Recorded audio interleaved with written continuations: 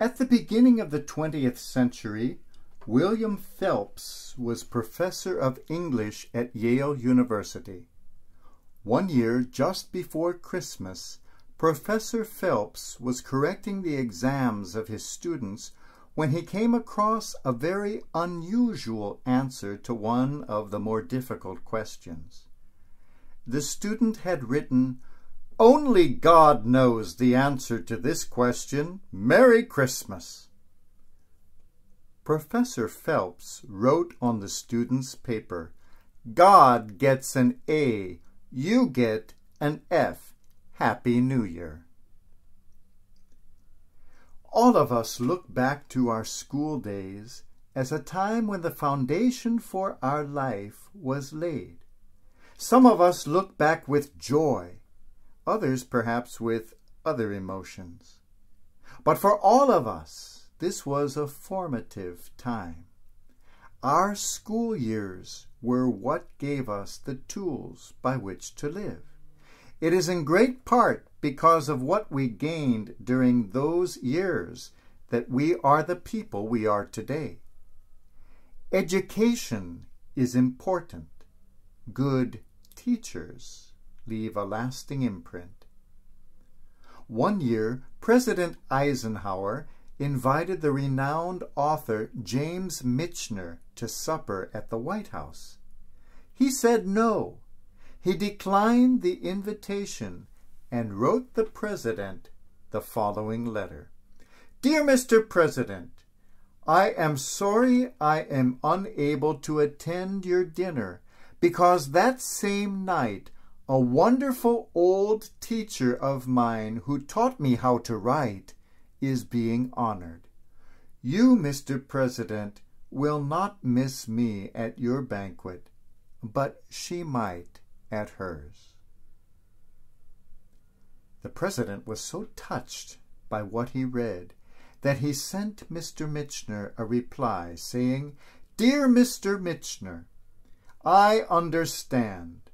During our lifetime, a person might live under 15 or 16 presidents, but a truly fine teacher comes into our lives all too rarely. You have chosen well." A good teacher is a treasure.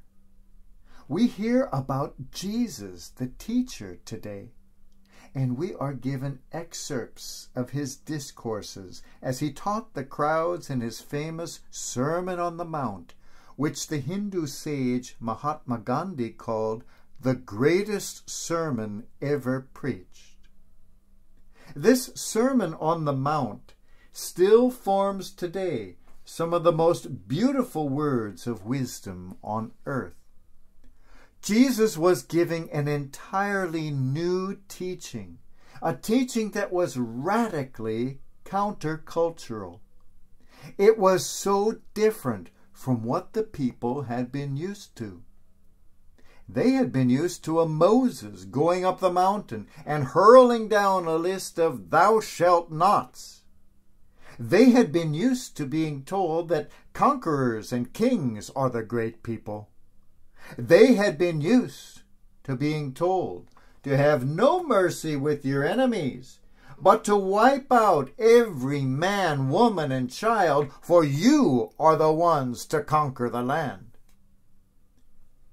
Jesus comes around and in a series of paradoxes teaches the exact opposite.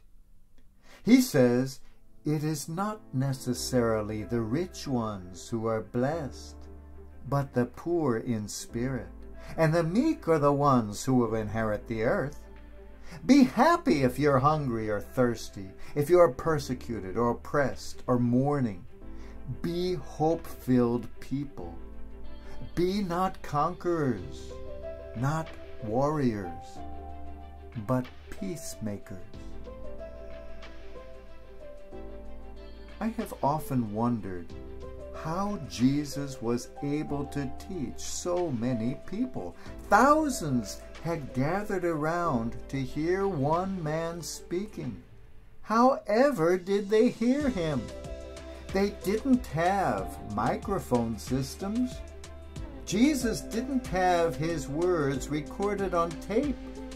How did Jesus get his message across to those crowds?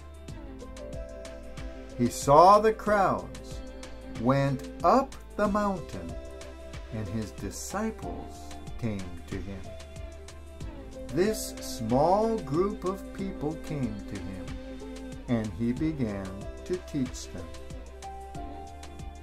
They were the ones who took it then to the next level of people, and they to others, and to others, and to others, until finally the whole crowd was able to share in the beautiful words of the Christ. And just as on that mountaintop 2,000 years ago, he uses our lips, our words, our lives today to get his message of love to others. Some of us are still in school, while for some of us the memories of our school days are very distant. Still others of us are teachers ourselves. No matter which category we fall into, no matter our age, no matter who we are invited to become students, disciples once again, so that we can be teachers to others on this holy mountain of life.